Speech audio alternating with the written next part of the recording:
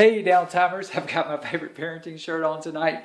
The beatings will continue until morale improves. The kids start getting on my nerves. I put on this shirt, they start shaping up real quick. I'm talking about ship shape. Oh yeah, I'm joking. Okay, I've got 5 quick tips for you today about how to set the gaming table when gaming with your children, or gaming with children in general. So buckle up, it's going to be a quick one. Hang on tight, here we go.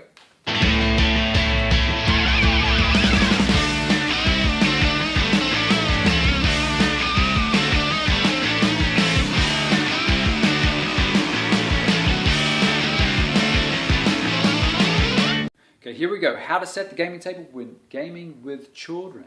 Okay, number 1, kids usually don't fuss about the small stuff. Kids, half the time they don't even notice the small stuff. Sometimes I find I have to actually point out the small things to them.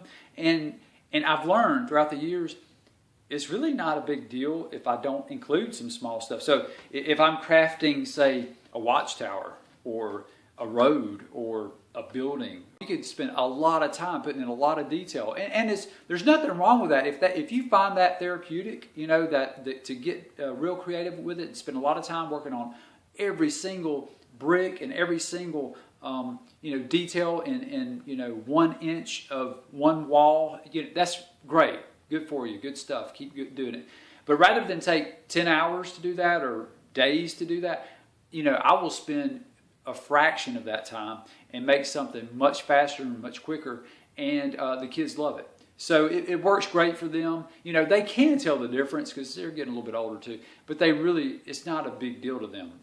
If I spent an extra 20 hours working on the building, it really wouldn't be that big of a deal to them. It'd be like, oh wow, okay, yeah, I see, okay. And then they'd play the game. What they're interested in is playing the game, gameplay. Not all the tiny little details of what's going into the scene or the setting. So don't kill yourself crafting the perfect scene. Don't be too demanding if you have crafting help. That's another thing. That's where I kind of fail sometimes as a parent and as a GM. So I want a certain thing crafted, and they're going to help me. Sometimes I just let them craft whatever.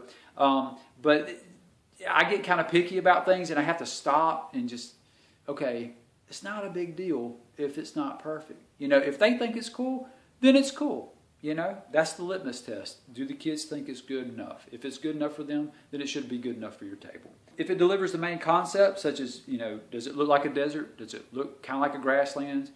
Does it look kind of like a mountain range? If it does, you're good to go. You don't need to spend an extra 2 weeks setting up the perfect scene. Okay. Number 2, if you have a first-time player, hand out the first gaming souvenir. I'm going to always hand out a gaming tray to the kids when they join, and I let them have some Sharpies, and I let them decorate it however they like. And that's a lot of fun. And the first experience they get in gaming with us is, this creative, artistic experience of, hey, this is mine. Okay, 1, you get a gift, right?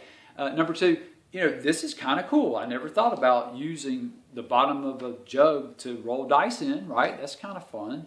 And they get to decorate it. I give them all these Sharpies. I say, do what you want to with it. And they come up with all sorts of designs and color schemes. And it's really a lot of fun. And right off the bat, it teaches them that this is about having fun.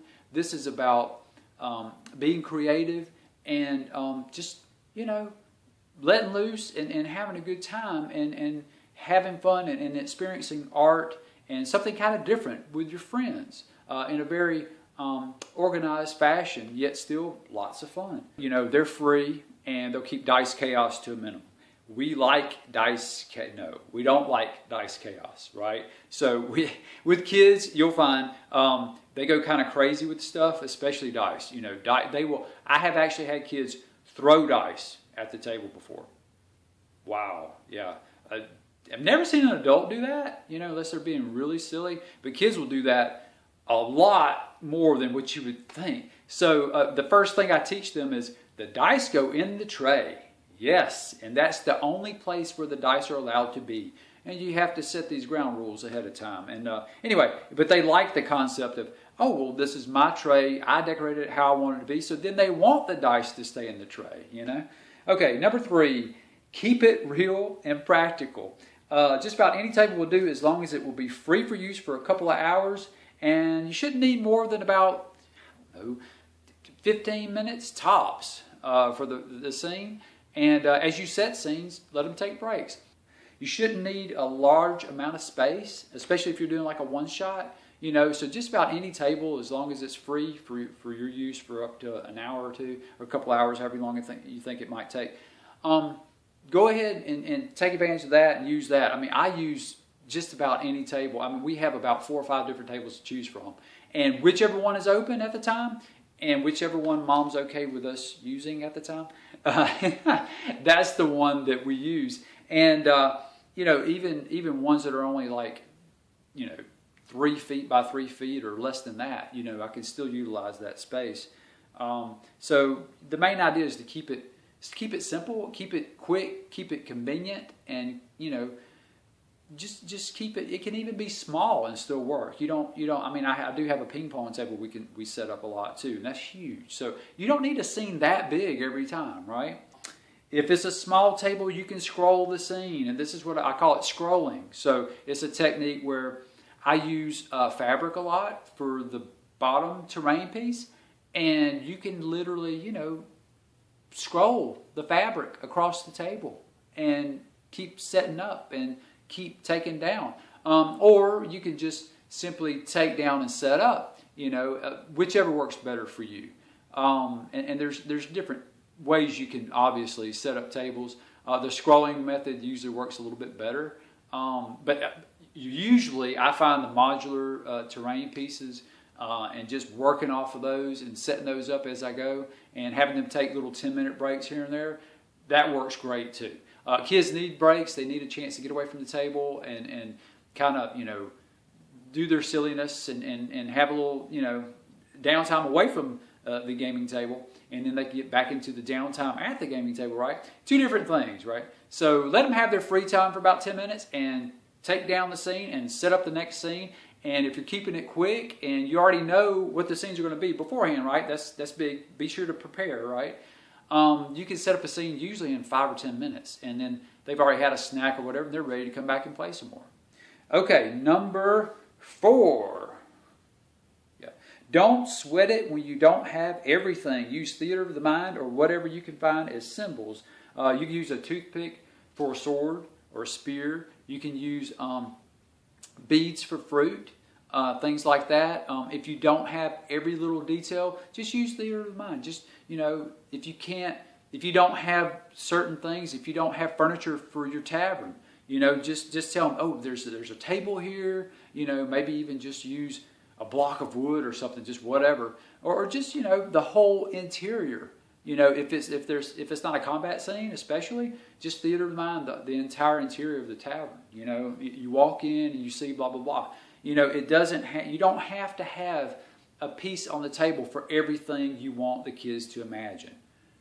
Hello, this is about imagination, so it's not a big deal if you don't have a symbol for everything they're supposed to bring up or think up in their minds. Children have great imaginations, so use that to your advantage. Okay. Number 5, KISS, not the rock group, but you know the saying, right? It's an acronym. Okay, keep it simple. It'll save you time, money, and quite a few headaches. Okay, if you guys haven't figured this out yet, I am super cheap. Yeah, this is why I have trash to treasure videos, right? I will take trash and I will make it into something that's good enough for the kids, and hey, good enough for me too. I think some of this stuff is kind of cool. So if they're okay with a plastic, milk, jug dice tray, then I'm okay with it too. And I have lots and lots of other trash to treasure things that I do with the setups and with the symbols and stuff that we use in our game. The bottom line is it cheap? Okay, because if you want to craft like I do, if you want to make stuff for your table like I do, which is all the time, you can't afford to buy, the most expensive whatever to do all this crafting. Well, I can't anyway. Maybe you can. If you can't, hey, good for you. But another thing is time. I find the more materials that I buy and the more involved I get in the crafting, the more of my free time it takes. And I have kids, and I have a job, and I have things I have to do. I don't have hours every day to craft. You want to save time, you want to save money, and some headaches too, right? If something's simple to craft and it's cheap, it's a no-brainer, right? It is to me anyway. If it doesn't cost much time, if it doesn't cost much money, and if it's simple to craft, right? I'm not a great crafter, so if it's simple, you know, simple minds like simple things, right? So if it's easy to craft, you know, doesn't cost much, it doesn't take much time, I'm all for it, especially if the kids approve. So that's the kind of crafting I look forward to, and the kind of crafting I try to do for our table setups. You know, I'd say about 90% of the time. Yeah, something about 10% of the time I want something a little bit deeper, you know, and maybe getting a little more therapy out of the crafting, and you know, because I'm getting a little more involved in some of that stuff, and that's good too. But that's not really what this is about to me. You know, at the end of the day, this shouldn't be about what's on the table. It should be about spending time with your kids, you know. That's what the whole thing's about, right? If you got anything out of this, please give us a thumbs up. And if you haven't already, please subscribe. And if you have any comments or questions, please put them below. Hope you guys have a great one. We'll see you next time for Game Gab. Thanks.